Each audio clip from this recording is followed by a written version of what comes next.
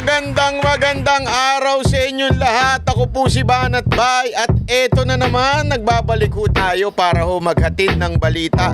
Alam nyo ho ba? Nako, eto matindi. Meron na namang bagong na-produce na artista ang kamera. Akala ko ang mahilig mag-produce ng mga bagong talento etong Viva Max. Aba. Ang kamera pala ay mahilig din mag-imbento o di kaya mag-produce ng bagong mga artista.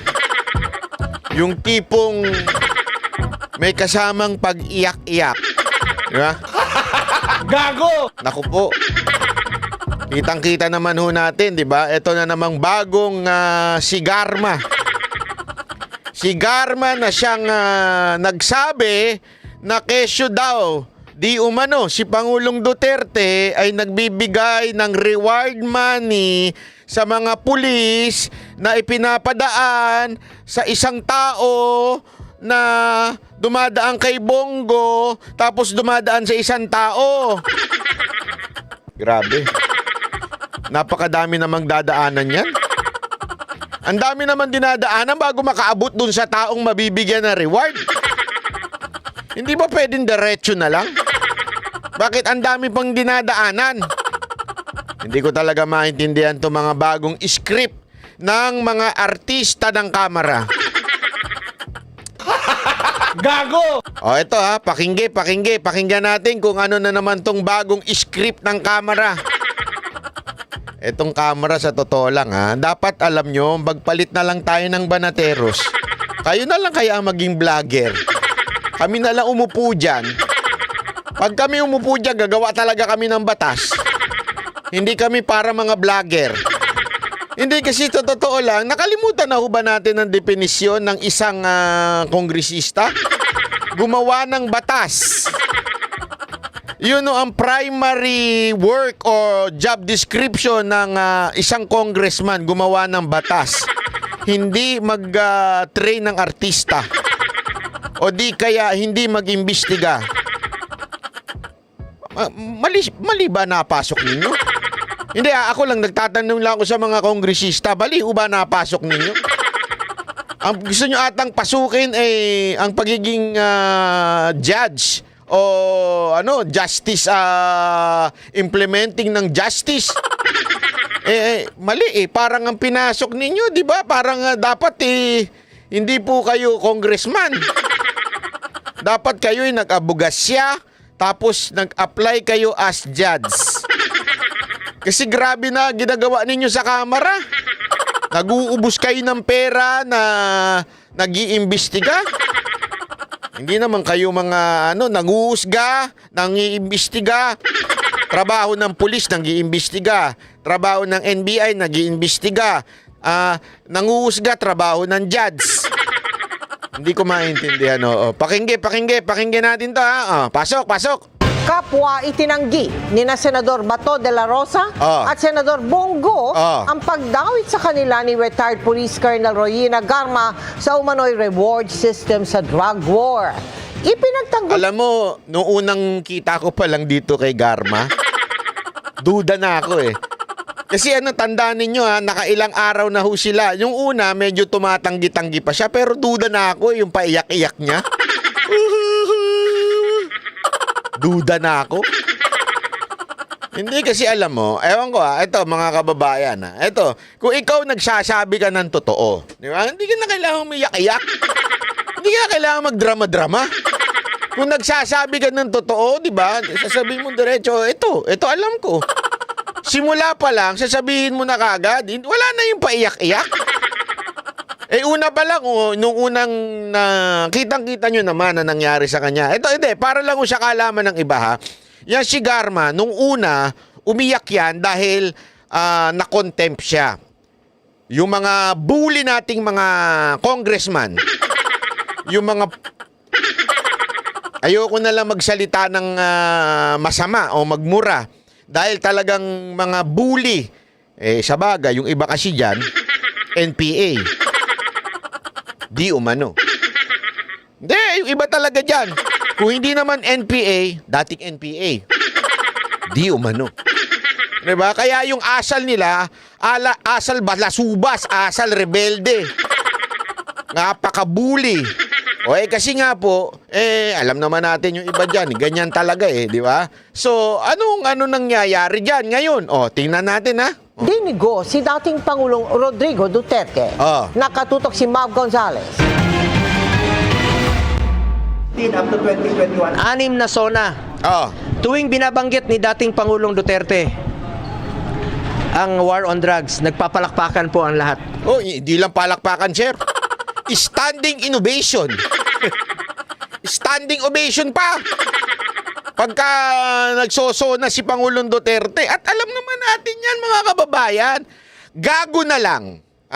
Gago na lang. Katulad na lang ng mga Pinklawan vlogger. Katulad ni... Hindi ko sinasabing gago to si Richard, Pero yung mga Pinklawan vlogger, mga gago. Bakit kanyo? Abay, tuwan-tuwa.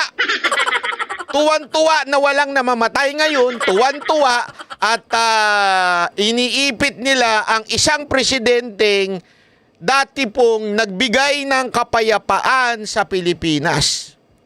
Kasi nga po, yung mga vlogger na yan, mga Pinklawan na yan, mga walang alam yan. Nasa alta sa syudad yan. Hindi naglalakad yan sa karsada. Hindi nagdadaan yan sa mga iski-iskinita. Pero tayong mamamayang Pilipino, alam natin na talagang ang drug war ni Pangulong Duterte ay isang epektibo. Kung wala yung drug war ni Pangulong Duterte noon, 'di ba? Sinasabi nga natin baka ang nagbebenta na ng shabu sa tindahan na. Totoo naman, 'di ba? Bakit? Nangyayari ngayon Baka nga pati yung mga nagagarilyas, hindi nagarilyas, shabu na, shabu. Mali. Totoo naman Kita nyo yung talamak ngayon. Talamak ng mga krimen. Nara-riding in tandem. Ang dami nang kamote. Ang dami pag riding in tandem. Di ba? Totoo naman Hindi na ko tayo safety ngayon. Maniwala kayo. Sige nga tanungin ko. Kayo mga magulang. Kayong mga magulang na may anak. Tanungin ko kayo. Safe ba ngayon? Safety ba mga anak ninyo? Pag umuuwi galing sa eskwelahan. Kailan kayo mas nakaramdam ng safety? Ngayon o nung panahon ni Pangulong Duterte? Huwag na tayo magpaligoy-ligoy. Di ba? Kayo mismo, lalong-lalo na tayong mga nasa C&D. Alam mo natin na mas safety nung panahon ni Duterte. Kaya nga noon, nagpapalakpakan niya mga animal na mga kongresista na yan. Kaya yung mga kongresista na yan tuwan-tuwa noon. Di ba? May isa pa nga dyan Sabi niya sa balita As in, sinabi niya sa balita, dapat tularan ng ibang bansa ang ginagawang war on drugs ni Pangulong Duterte. Pero ngayon bida-bida sa pag-uusig kay Duterte. Gago lang, di ba? Tuloy. Standing ovation. Tapos bakit ngayon sinisisi siya? Bakit ngayon mag-isa na lang siya? Bakit? Hindi ba kayo nakinabang? Emosyonal si Senador Bongo nang humarap sa media kanina dahil kung dati raw pinupuri ng mga kongresista at senador ang war on drugs ng Administrasyong Duterte, ngayon itinuturo si dating Pangulong Rodrigo Duterte bilang nagpapatay sa mga itinuturing na sangkot sa droga. Pero wala siyang sinabi na patayin mo ito, patayin mo yan. Wala pong reward system na umiiral sa kanyang opisina. Sinusuportahan niya po ang kapulisan kung anong pwede niyang isuporta para magampanan po nila ang kanilang tungkulin. Noong Biyernes, Ito na yun, Starring! Congremax! Hindi, bago itong artistan to, itong paiyak-iyak na to, Itong paiyak-iyak na to. Oh, yan, oh. Ayan. Oh, ito. Oh. Ha? Ibinunyag ng dating Davao Police Officer at kilalang Alam mo, madali naman yun. Yung ganyan. Ginagawa ng mga jowa nyo yan. Eh. Yung paiyak-iyak para bilan nyo sila mga bagong bag. O di kaya para wag nyo silang iwan. Dun sa kabit nyo. Paiyak-iyak.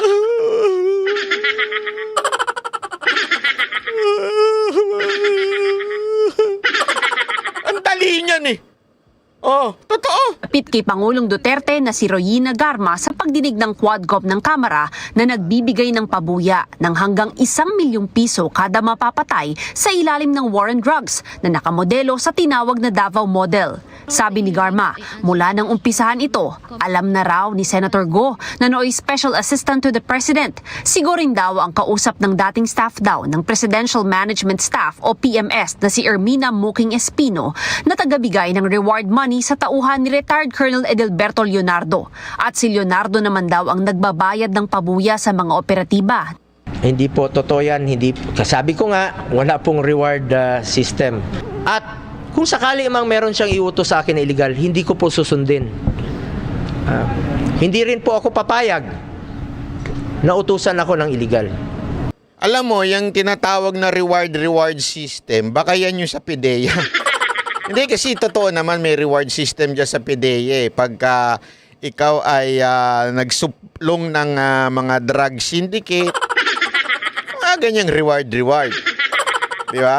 Pero yung, kasi ang pinalalabas nila dito, kasi ito mga kababayan, there is nothing wrong. Ako honestly sabi ko nga, sandali, nakukulayan lang ito eh. There is nothing wrong if ever there is a reward system. Halimbawa, meron kang isusuplong na syndicate, i-reward ka. Walang problema yun eh. Kasi ikaw naman, una-una, merong kapangyarihan ng presidente na magbigay ng reward. Kaya lang, kinulayan nila eh. Ang dating nung reward na sinasabi nila, parang pumatay ka, may reward ka. No matter what, kung sino yung patayin mo. Dinagdagan na nila. Pero kung sa reward at reward lang, halimbawa, merong nagtagumpay na operatiba dahil meron silang success operation. Pwede ho, meron nung kakayanan at meron pong karapatan at legally, pwede ho magsabi at mag-reward ang isang presidente na para doon sa grupo na yun. Itong operative na ito, i-reward na natin kasi they're performing well. They're performing doon sa legal na paraan. Kaya lang, kinulayan na nila na, hindi, basta pumatay ka lang. May reward ka na. Gayunpaman, itinatanggi ho yan ni Senator Bongo, ni PNP Chief Bato, dating PNP Chief Bato, maging si PNP Chief Elezar. Nakakita ko yun sa balita eh. Sabi ni PNP Chief Elezar, the only time na nagkita kami ni Pangulong Duterte ay sinasabi nga niya na just do your job legally and we will support you. Yun lang. Just do your job legally, suportahan ka, tuloy-tuloy mo lang. Yun lang ang kabilin-bilinan ni Pangulong Duterte kay PNP Chief Elezar. Si Elezar, hindi huya maka-Duterte. Nung tumakbong senador yan, kay Lacson yan. Pero siya mismo nagsabi, walang illegal na inutos sa amin. Pumatay kayo ng marami dyan. Patayin nyo lang ng patayin. Kasi yan ang pinalalabas ng script ng Congremax. Ito mga congressman na mahilig sa Max. Ang pinalalabas nila, si Duterte, inutusan ng illegal yung mga pulis para pumatay na kahit sino, patayin nyo. Tapos may reward kayo. Hindi ganoon ang usapan dyan. At hindi rin po ako papayag na may mga reward system. Gawin nyo lang po ang trabaho, mandato po ng pulis na labanan po ang kriminalidad at illegal na droga. Pero sa inyong operations, hindi ho ako nakikialam. Si Senador Bato de la Rosa ang nakaupong hepe ng Philippine National Police nung umpisahan ang Duterte anti-drug war. Tulad ni Go, kasama rin siya sa diagram ng reward system na ibinigay ni Garma sa Quadcom. Sabi ni de la Rosa, wala raw siyang ideya tungkol sa sinasabing reward system. Nung panahon daw niya bilang Chief PNP, wala siyang ipinatupad na reward system dahil wala siyang pondo para rito. Para sa GMA Integrated News, Mav Gonzalez. Ayan ha, eto lang ha, ipapakita ko lang din sa inyo, baka sabihin ninyo, ginojokes ko kayo dito eh. Ipapakita ko lang sa inyo ha, etong sinasabing ni Elezar, okay? Ni PNP Chief Elezar, dating PNP Chief ito. Ito, ulitin ko ha, hindi ho ito maka-Duterte. Ito'y tumakbo ho sa ilalim po ni Senator Lacson. Ayan ha. Ito po, October 14. October 14, 2024. Ex-PNP Chief Elezar, no order received on anti-drug of reward system. Ito, sinabi niya, recalling my 6-month tour of duty as Chief PNP, I am confident to say that I neither underwent a briefing nor received any instruction from anybody about reward system in the conduct of anti-illegal drugs operation. Wala, sabi niya, wala sa aking 6 na buwan bilang PNP chief na nakatanggap o nagkaroon ng briefing na merong reward system. Tanungin ko kayo, kung may reward system sa pulis, sino makakaalam nun? Alam na nasa ilalim. Siyempre, yung unang-una makakaalam nun, yung PNP chief. Siyempre, ako si presidente. PNP chief. Halika. Gusto nyo ng reward, yung mga bata mo, ito. Pumatay kayo ng pumatay. Patayin nyo lahat ng adik dyan. May reward kayo. Siyempre, unang-una mong, kasi, ala naman sabihan mo, yung corporal dun sa baba. Psst. Halika dito. Halika dito. Pumatay ka ng adik dyan, ha? Tapos may reward ka sa akin. Siyempre, kung makakarating yun doon sa mga nasa ibabaw niya, kay sarhento, kay kapitan, no? Kay major, kay colonel, kay general. Ito si presidente, oh. Ang sinabihan, si corporal lang. Hindi man lang kami sinabihan dito sa ibabaw na may reward system. E di kami na lang ang bahala dyan. Hindi kasi tandaan ninyo, what is the purpose? If there is a purpose for a reward, di ba? Anong purpose niyan? Para maubos ang adik. Kung gusto mong maubos ang adik, sinutusan mo. Utusan mo yung nasa baba, isa-isa sila. Oy, isa kayo dito. Isa. Dito. Lahat. From Quezon City, from Lagro, from Fairview, isa-isa mo yung corporal doon. Patayin nyo lahat ng adik dyan sa Litex, ha? O dyan sa Tondo, patayin nyo lahat, ha? Iisa-isa nyo yung corporal. Siyempre, unang-unang niya sasabihan, yung PNP chief. Psst! Higa. Patayin mo lahat ng adik. Lahat na nasa listahan, patayin mo, ha? Tapos, may reward ka. Kasi siyempre, yun ang magde-designate. Siyempre, halimbawa lang naman, ang reward, 1 million. Ala naman ikaw ang papatay, di ba? PNP chief ka eh. Ang gagawin mo, ganire. Utusan mo bata mo. Pag may nakapatay sa inyo, 50. 50. May matitira pa rin sa'yo sa 1 milyon. Hindi ikaw ang pumatay. Pero siyempre, yun tinatawag na designate ka ng trabaho mo, ika nga. Ikaw yung magde-designate na para patayin yung mga dapat patayin. Hindi mo kung ikaw presidente, hindi mo na kailangan isa-isahin ng tao. PNP sila, tapos na. Bakit ko ina-emphasize yun? Kasi nga, kasi pag si Bato, madali natin yan sabihin, kasi maka Duterte yan eh. Hindi aamin yan. Hindi to maka Duterte. Tumakbo nga to sa ilalim ni Lacson eh. Di ba? Hindi sa ilalim ng ni BP Sara Duterte o ni Marcos. Hindi. Eto sabi, ano daw yung instruction na ibinigay lang ni Duterte?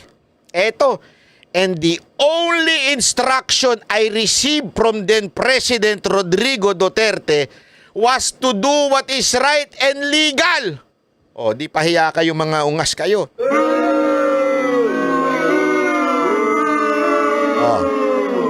Sira ang kwento nyo. Eto na lang eh. O ikaw, abogado. Sige. Okay, ikaw na lang, judge. Okay? Sino mas paniniwalaan mo? Yung PNP chief na hindi niya kaayado yung presidente o itong Garma na kung saan ginigipit siya doon sa kamera at siya'y kinontempt nung hindi nagustuhan ng sagot? Sino mas papaniwalaan mo? Ikaw, judge kang matino. Hindi ka maka Duterte, hindi ka maka Marcos, judge kang matino. Ang itinuturong mastermind, si Duterte. Eto, hindi maka Duterte, walang sinabing illegal na inutos si Duterte. Eto, kamera, against kay Duterte. Pag hindi nagustuhan ng sagot, kino-contempt nila. Sino ngayon na mas paniniwalaan mo? Etong against kay Duterte o itong hindi naman talaga Duterte pero nagsabi ng walang inutos si Duterte ganyan? O itong against kay Duterte at sinabing oo, inutusan ni Duterte yan na pumatay ng illegal. Kung ikaw may utak na tuwid pa ha, hindi pa nalusaw ng pera, sino mas paniniwalaan mo doon sa dalawa? Gamit ka ng utak. Hindi, simpleng logic lang yan. Sinong paniniwalaan mo? Di ba?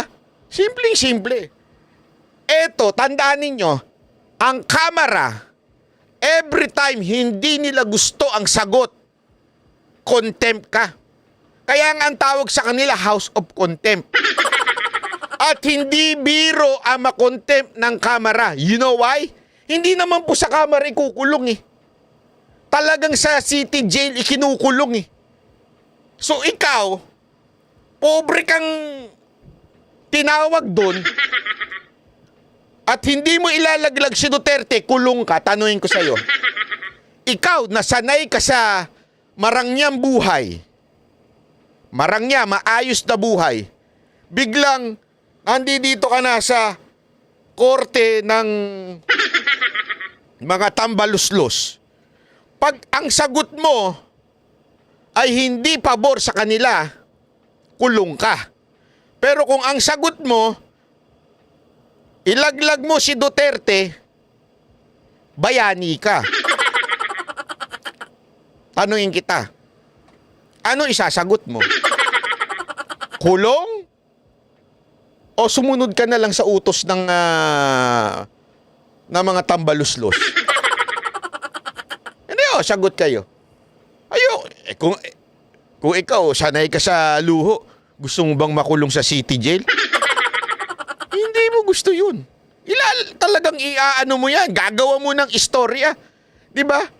Tandaan ninyo, si Bato nga di ba meron nga siyang sinabihan dyan na, ikaw, alam ko, ha?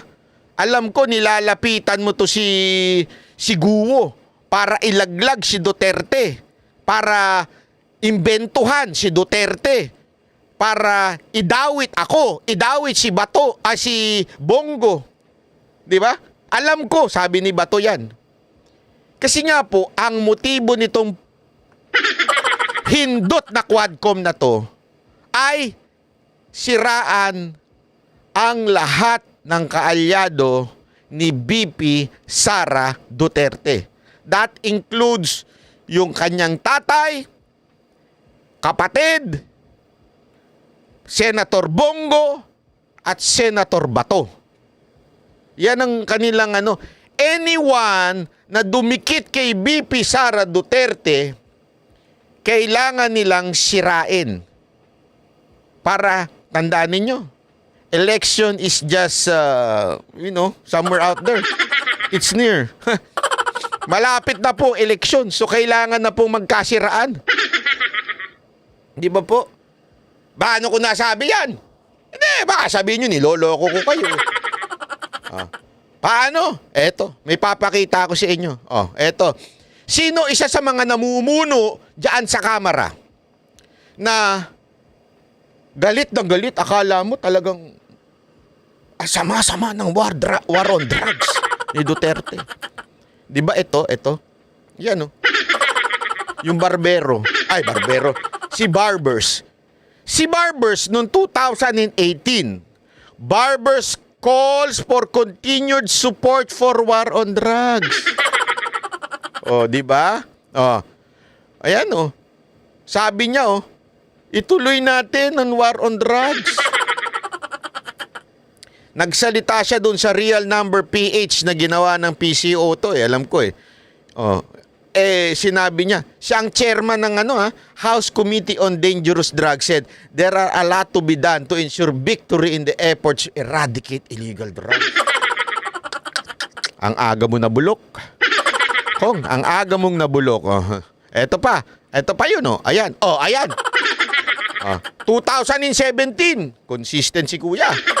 Maaring gayahin ng ibang bansa ang taktikang ginawa ngayon ng administrasyon. Wow! Diba? Oh. Duterte, gera laban sa illegal na droga ayon kay si Barbers na naman. Itong barbero to, kwentong barbero Isipin mo 2017, pinagmamalaki niya na.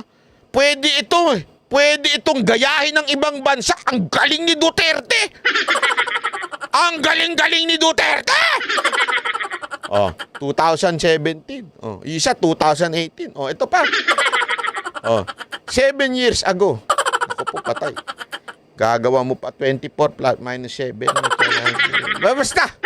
Summer 17 and 18. The Philippine delegation will downplay, Barbers to downplay drug war abuse in report to Asia. Pinagtanggol pa talaga. Dinownplay pa yung report na masama tungkol sa drug war. Ganyan, kabalimbing.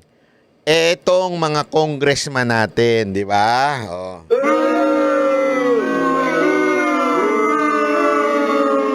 Kita nyo naman ngayon ang galawan. Ang galawan ng Quadcom, wow, parang ang sama-sama ng ginawa ni Duterte pagkatapos niyang iligtas ang bayan natin. 6 na taon nilinis ang bayan natin. 6 na taon tayong nakinabang. 6 na taon tayong gumanda ang bayan natin dahil wala nang bawas na ang mga adik. Kaya nga ako, nagtatanong ko sa inyo mga kababayan, huwag kayong maniwala sa akin. Magtanong kayo sa kapitbahay nyo. O kayo mismo, saan nyo mas gustong palabasin ang inyong anak nung panahon ni Duterte o panahon ngayon? Saan sa tingin ninyo hindi maho-hold up, hindi marariding in tandem, hindi magagahasa ang anak ninyo? Dati nga babae lang ginagahasa Ngayon, pati lalaki ginagahasa na ng mga bakla Hindi totoo, wala akong biro Bakit ko nasabi? Tanong nyo sa mga istasyon ng telebisyon. Diba? Anong ginagawa? Hindi ako naninira ng istasyon. Hindi ko na nga babanggitin yung istasyon Pero paano nila ginagahasa? No mga producer, no mga drugs.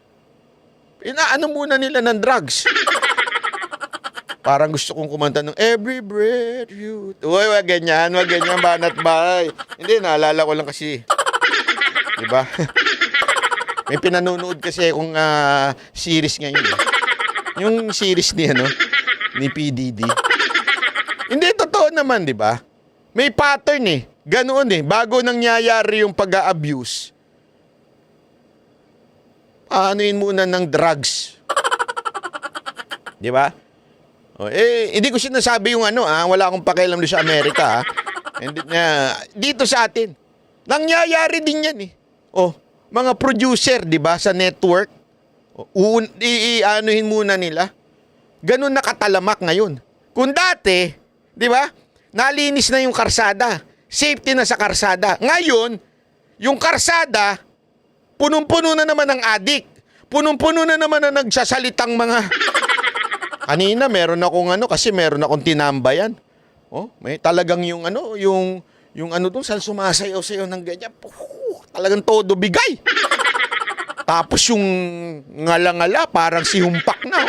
Hindi totoo, walang biro, parang si Humpak. Ganun na.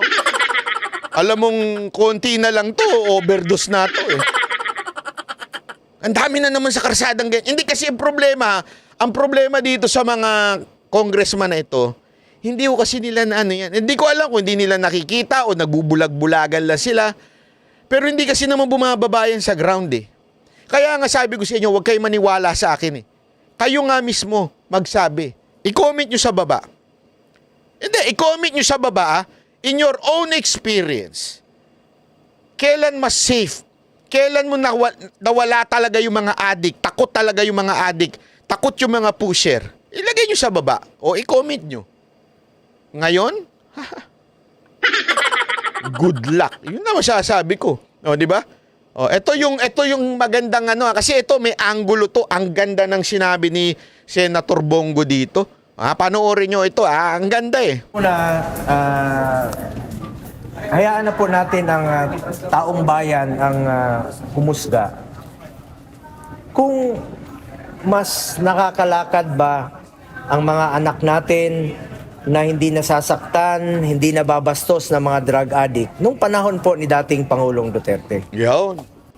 Alam nyo, pag bumalik ang illegal na droga, babalik po ang korupsyon sa gobyerno, babalik po ang kriminalidad. Ang taong bayan na po ang humusga kung nakinabang ba ang Pilipino sa ginawa niyang strong stance against illegal drugs nung panahon niya bilang Pangulo. Yan ang isa sa kanyang pinangako. 2016, yan ang kanyang pinangako sa Pilipino. Lalabanan niya ang illegal na droga, lalabanan niya po ang kriminalidad. Nakinabang tayo, yung mga OFWs, Yan. may peace of mind sila na nagtatrabaho sa abroad na hindi nasasaktan ang kanilang mga anak at hindi nababastos ang kanilang mga anak na naglalakad sa gabi. Nakakauwi ng safe, nakakauwi ng hindi nasasaktan. Pag bumalik ang illegal na droga, mas nakakatakot. Ginawa niya po ito para sa taong bayan. At nagkaroon po siya ng mataas na approval rating nung nag-umpisa ang kanyang administrasyon hanggang natapos 87% ang kanyang approval rating dahil sa kanyang strong stance or strong position against illegal drugs. Kayo na pong humusga, mga kababayan. At dun sa ukol naman sa reward system, wala pong reward system. Full support po si dating Pangulong Duterte sa police, sa uniform personnel. In fact, 2018, pinadoble niya po ang sahod ng police, military, uniform personnel. Pinaghirapan natin yon, pinaglaban natin yon para magampanan pa nila ang kanilang trabaho. Nadoble po ng 2018 ang sahod nila sa mga entry position. Full support po si dating Pangulong Duterte. Nung mayor siya, sinusuportahan niya po ang pulis dahil kulang talaga ang kanilang MOOE. Sinusuportahan niya. Hanggang naging presidente siya, kahit sinong mayor, kahit sinong governor, sinusuportahan niya po ang kapulisan sa mga pangangailangan nila.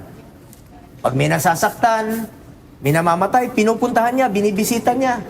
Umiikot siya sa mga kampo. Pag may mga gera o may nasasaktan, nagbibigay ho siya ng tulong sa kanila, sa mga wounded in action, talk to troops. Binibigyan niya po ng tulong yan. Pumupunta sa pinakasulok ng Pilipinas, even sa Hulo, para makipagpulong po sa mga tropa doon. Ibig sabihin, sinusuportahan niya po ang kapulisan, sinusuportahan niya po ang military at uniform personnel. Pero let me repeat, wala pong reward system na sinasabi nila ngayon. Masyado pong baseless accusation po ito. At ako naman po, senador na po ako 2019 po ako naging senador. Dim resign na po ako October of 2018 nung tumakbo po ako bilang senador at wala na po akong kinalaman sa day-to-day operation ng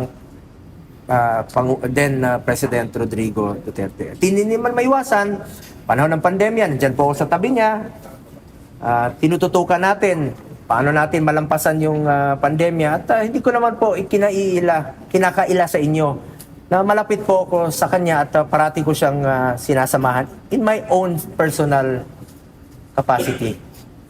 Pero wala pong reward system na umiiral sa kanyang opisina.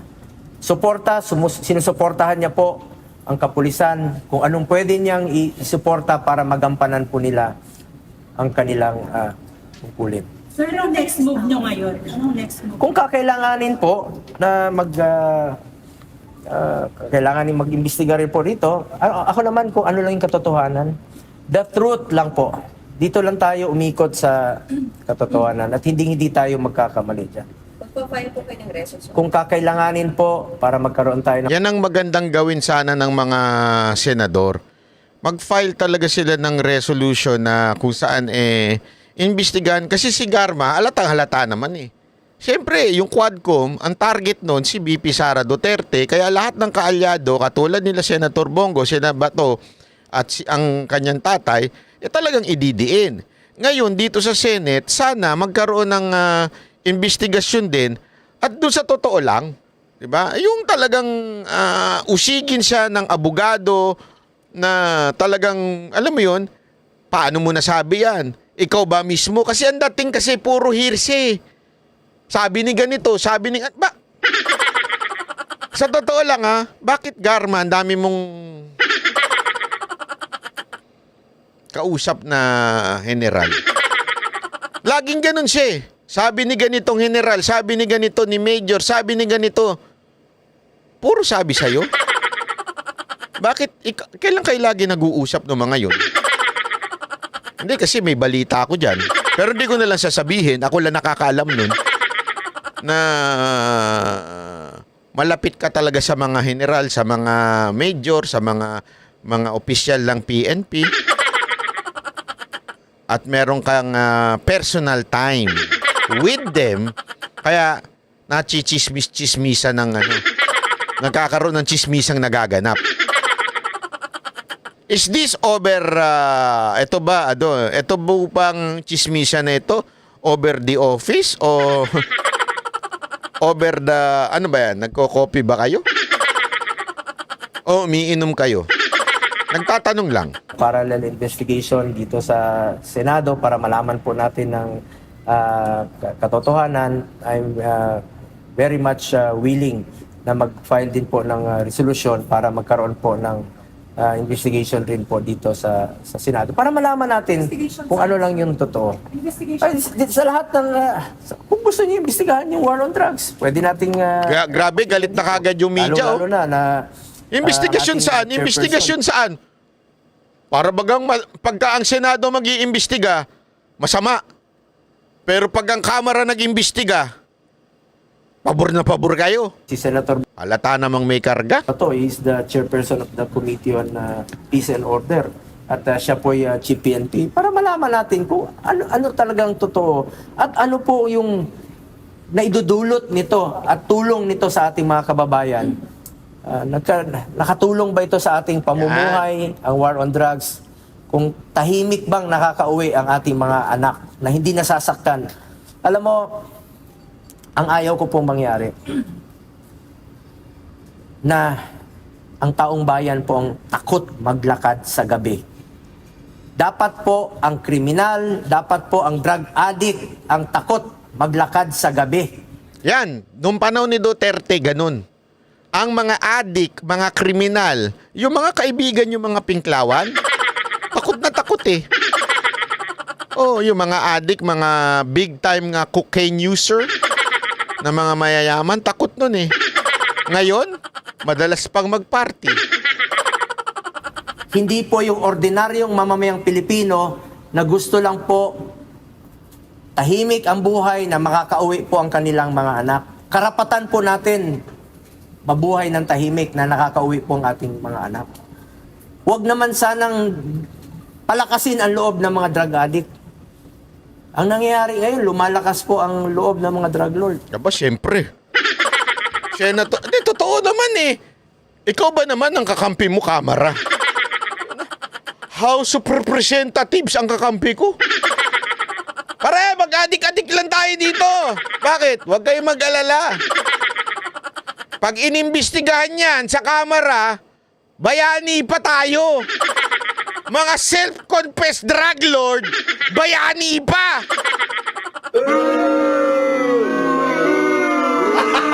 Gago! Oh, kaya party-party na lang tayo. Di ba? Enjoy na tayo. Ay na, pagkakataon na natin to, 6 na taon tayo nabulok sa kangkungan eh. 6 na taon tayo nagtatago eh. Oh, wala na si Duterte. Magsaya na tayo. Ha? Mag-abutan na tayo sa camera ng droga. Gago! Ikaw talaga? Ambi. Particular niyo po bang maiimbestigahan si Ayub claims ni Garma, sir? Lahat na po, pangkalahatan. War on drugs, kung kakailanganan natin pagdinig. Sir, may staff daw. Kamara on drugs. Hindi nyo imbestigahan? Kasi ang dami ng addict dyan sa kamera ngayon eh. Addict sa puwit. Sa tumbong ni Crocodile. Smoking, nakasama daw dun sa financial... Hindi po totoo yan. Hindi po totoo yan. Sabi ko nga, wala pong reward system. So ang mga trabaho ng mga to, mga staff, administrative matters, presidential engagement, schedule, appointments. Kawawa naman yung mga Pilipino na mga ordinaryong staff na nagtatrabaho, nadadamay dito sa mga baseless accusation, mga hearsay. Sa totoo lang po, ulitin ko, kahit na 2018, wala na po ako sa Office of the President. Wala pong pinapairal na reward system ang Office of the President o si dating Pangulong Duterte. Salamat po. Pero sir, may staff kayo ng movement. Sir, anong role niyo dun sa buong... Alam mo, ito matindi kasi dito eh ha. Ito ha. Ganito nasasayang ang pera ng taong bayan. Alam nyo ba huba na may 8 hearing na dito sa patungkol ho dito sa Quadcom na ito? May 8 hearing na. Okay? 12 hours or more ang bawat isang hearing. Anak ng wewe. Isipin nyo yun 12 hours sa bawat hearing. Oh, nakailang ano na yun? Umabot na yun sa 100 oras. Bakit? 8 eh. 8 hearing na yan eh. Oh, ang tanong. Tanong. Meron ba ni isang resulta na naidulit? Wala. Meron. Naging bayani yung mga self-confessed drug lord. Naging bayani. Pero may nagawa bang batas? Wala. Meron ba mga Pilipinong natulungan? Wala. Meron mga Pilipinong natulungan ma-promote yung kanilang pagtutulak ng droga. Oh. Hindi kaya nga, alam mo, i-compare natin. I-compare natin doon sa hearing doon sa Senado na under kay Senator Bongo. Ano yung hearing na yun? Yung hearing yung Senate Committee on Health, yung patungkol po doon sa... Kasi ito nakaligtaan eh. Hindi ko nga maintindihan eh. Ito ito mga Alam mo, nung isang linggong hindi ako nakapag-live, nagkaroon ako ng reflection. Ayoko na magmura eh. Pero napapamura ako eh. Bakit kanyo? Itong mga lintik na media nato, itong mga media natin, pasensya na media, talaga meron kayong tama sa akin ngayon. Kayo mga media, adik na adik kayo kay Alice Guo, adik na adik kayo dito kay Garma, pero hindi nyo ibinabalita yung mga hearing patungkol ho dito sa PhilHealth. Ano ba nangyari? Ito itong PhilHealth na ginawa ni Senator Bongo, 3 to 5 hours lang kada hearing. Once a month. Imagine niyo yun. Once a month, 3 to 5 hours lang. Okay? Comparing, saan? Sa 12 hours, bawat isang hearing na nakawalo na ang Quadcom dito sa PhilHealth, 3 to 5 hours lang once a month. Okay? Eto Ano resulta no sa Quadcom? Wala, tae, nga. Anong resulta nitong sa PhilHealth? Number 1, nag-commit ang PhilHealth. Iko-cover na ang pambili ng salamin sa mata ng bawat Pilipino. Akala nyo, biro yan. Hindi ho biro yan. Marami namamatay dyan. Oo. Hindi, marami yung namamatay dyan. Yung walang salamin, tas tumawid. Oo, nabunggo. Oh, ano pa? May ano pa mga resulta niyan? Ang isa pang resulta niya na iko-cover na rin ang libreng palinis ng ngipin, pati ng konsultasyon. Malaking bagay yan. Marami naghihiwalay na magpamilya dyan. Lalo na yung mga mababantot, ang bunganga. Yung mag-asawa, pagising, bakit? Sirang-sira na yung ngipin pero dahil sa ganyang klaseng hearing ginawa ni Senator Bongo, isinama na rin sa PhilHealth yan. Hindi yung kapritsyohan yan, mga kababayan. Tandaan ninyo, nakasalalay dyan ang pamilya. Hindi ako nagbibiro. Maraming naghihiwalay na mag-asawa dahil ang baho ng bunganga ng asawa nila. Pangalawa, hindi makakuha ng trabaho. Bakit? Ang baho ng bunganga in-interview. Anong magagawa mo sa kumpanyan to? Naaboy ka agad nung... Hindi, isipin mo ikaw yung boss. May restaurant ka. Yung cashier ganun. Kesa na mainggan yung bumili ng chicken joy yung mga tao, naamoy yung bunganga nung cashier. Wala na, yari na. Dahil doon, natulungan na magkatrabaho. Pangatlong nagawa nung PhilHealth na hearing na yan, bago matapos ang 2024, ibababa na ang kontribusyon ng regular members ng PhilHealth. Yung kaltas sa sweldo natin, magiging mas mababa na.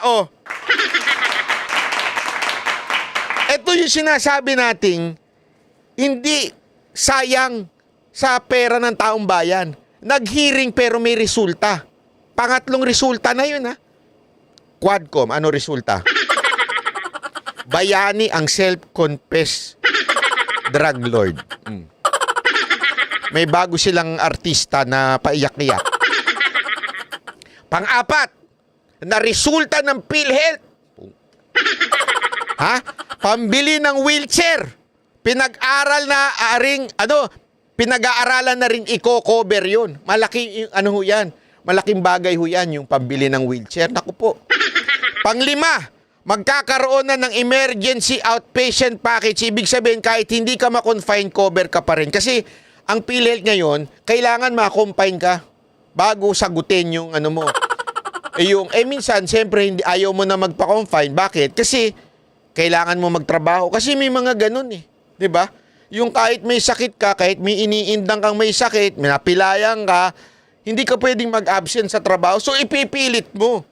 Ang mangyayari nun, hindi na cover ng PhilHealth. Pero dahil ngayon, dahil sa hearing na yan, nag-commit na ang PhilHealth na i-cover na nila yan kahit hindi ka pa i-confine.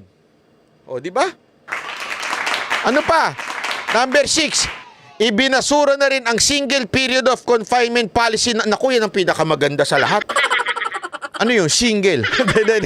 Simple lang po ibig sabihin nito. Kahit ilang beses kang tamaan ng sakit, paulit-ulit i-cover ng PhilHealth. Di ka tulad dati. Kasi dati, isang beses ka lang pwede magkasakit. Bali, magdi-decide ng health mo, PhilHealth. Kaya pala ang pangalan, PhilHealth. Sila lang ang magdi-decide ng health mo. So, pag nagkasakit ka sa susunod, hindi na sila kasali doon. Ngayon, wala nang ganun.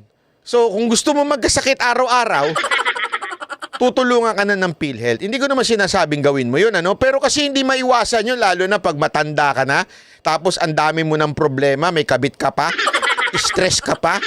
Hindi totoo di ba? Pagka stress ka sa pamilya, stress ka sa kabit mo, stress ka kung saan-saan. Naturalmente, magkakasakit ka. Tapos, magpo-post ka sa social media, ibabash ka pa. Wag ka ma-stress ka talaga, magkasakit ka talaga. Kaya ngayon, ang dami na nagkakasakit. Hindi, tsaka yan, it's a matter of change of weather.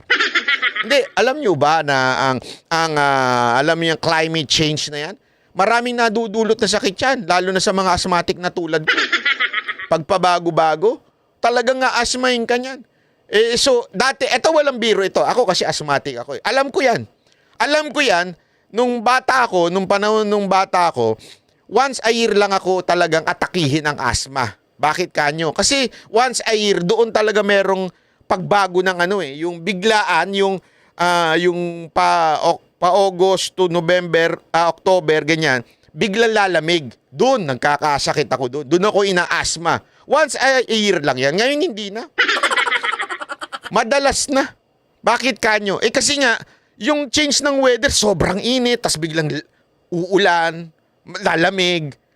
Yun eh. Mga asthmatic, marami pa naman sa mga Pilipino asthmatic.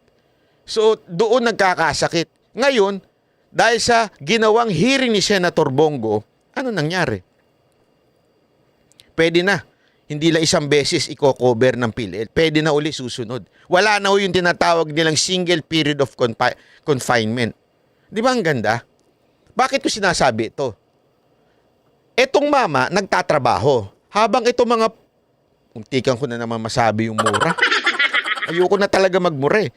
Pero nakakamura talaga itong mga Habang itong mama nagtatrabaho, yung sa kamera, ino-operate itong mama na to.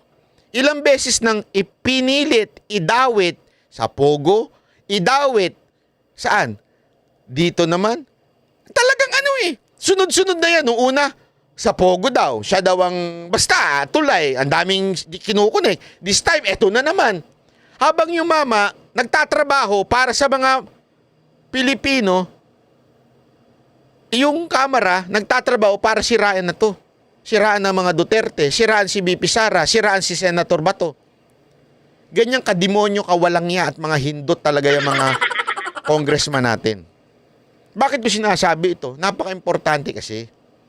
Sa susunod na boboto tayo ng congressman, huwag na tayong bumoto doon sa mga balimbing na tulad nito, yung mga ganyan, yung biglang pabago-bago ng ihip, ng hangin. Dati, sip-sip kay Duterte, biglang once in bigla nang iba na naman.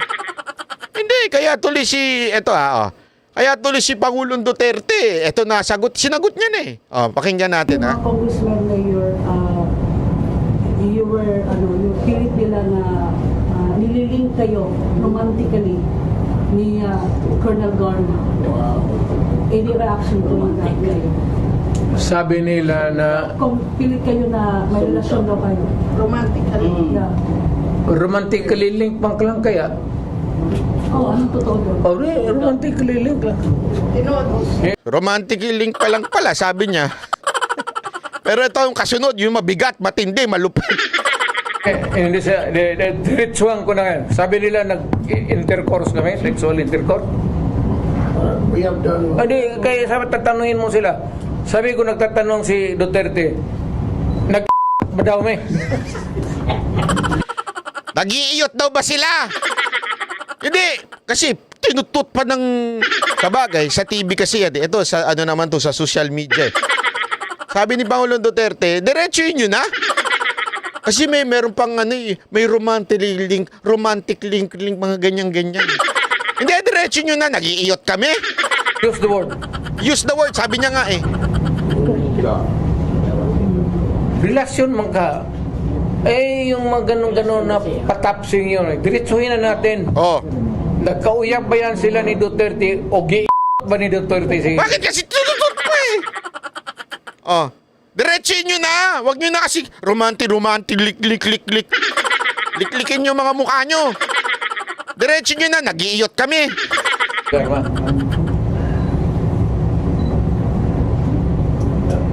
Diretso na. Iparinig mo yan sa public. Mahilig kayo sa chismis kayo eh. Mahilig kayo sa chismis. Kayong media. May naalala tuloy ako. Sino yun? Ikaw talaga. Ikaw talaga? Banat ba? Porket iyot ang pinag-uusapan, may naalala ka. Ikaw talaga. Ikaw talaga.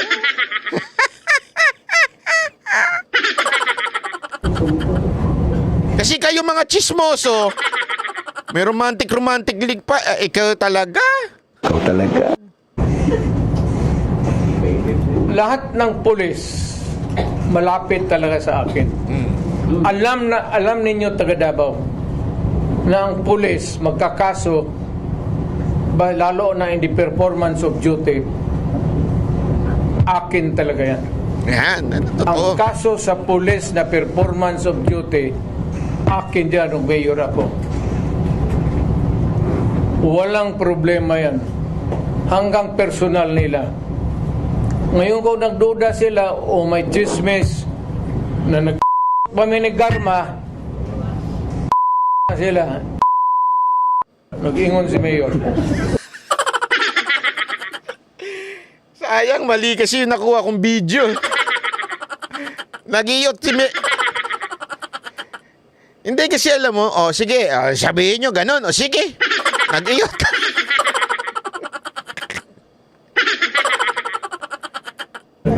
Para wala na isamok. Di ba? Kasi gusto nyo ng chismis, sige, nag-iyot na kami. Kasi, alam mo yun, kasi yung, ito hindi ko nga maintindihan bakit itong kamera na ito, yung dumi ng isip nila, na idamay yung, halimbawa lang Kaya nga sinasabi na nga ni Duterte, sige na nga, nag-iyot kami. Anong kinugnayan? Anong ibig nyo sabihin? Anong pakialam nyo? Inggit kayo? May mga kaiyutan naman din kayo? Tinatago nyo lang? Kaya kayo nakagana. Nahuli nga kayo na. Kasi hindi nga kayo nakikipag pero nagbibidya call naman kayo. Ang hirap sa inyo kasi mga chismosa kayong nasa kamera.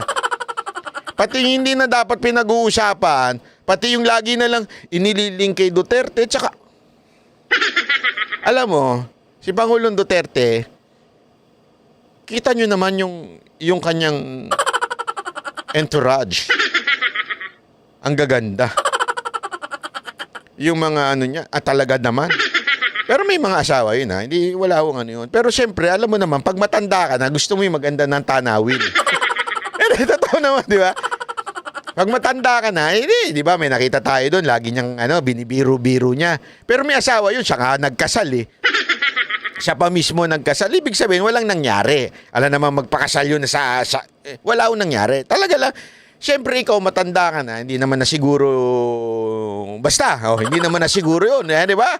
Wala nang laban yun. Pero, alam mo yun, gusto mo lang magandang tanawin. Si Garma.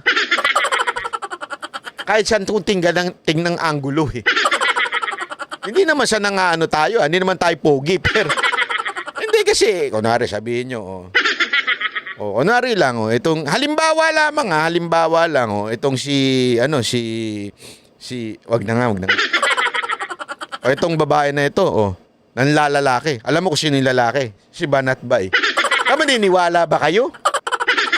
Hindi, halimbawa lang di ba? Maniniwala ba kayo? Sa lahat naman ng manlalalaki, sila Banat Bay pa. So, ano ibig ko sabihin? Si Pangulong Duterte, Pangulo siya, Presidente siya, makapangyarihan siya. Talagang gusto siya, alam mo yun, ang lakas ng karisma niya sa kababaihan. Tapos si Garma, hindi, kayo na lang ang sumagot. Hindi na ako sasagot Hindi naman sa tayo, hindi na ako sasagot. Pagpira naman kayo, di ba? Medyo, si Duterte yan Ang lakas ng karisma niyan, lalo na sa personal. Alam niyo ba si Pangulong Duterte, matangkad ng konti? Akala niyo lang maliit, lalo na nung dati, matipo nung yan. May dating talaga yan. Kahit ganyan yan. Lalo na kung ikaw presidente ka. Yung mga congressman nga dyan, ang papangit. Yung mga jowa nila, ang babata Yung iba, nasa Viva Max pa Ay! Sorry naman. Hindi, totoo nga, di ba? Anong ibig ko lang sabihin? Isa lang ibig ko sabihin. Si Duterte pa. Kung gusto niya mambabae, kung gusto niya na mag-chicks, si Garma. Diyos mio, Marimar. Di ba? Ikaw talaga. Ay! Kinikilig talaga ako. Pagka nakikita ko ito si Abalos. Ikaw talaga. Talaga. Gumaganong-ganong pa siguro. Anyway, Hanggang dito na lang po muna. Maraming salamat po. Ako po si Banat Bay. Kita-kits ulit tayo sa susunod nating video upload. Bye-bye! Yan ang Banateros, boses ng ordinaryong Pilipino. Banateros ay walang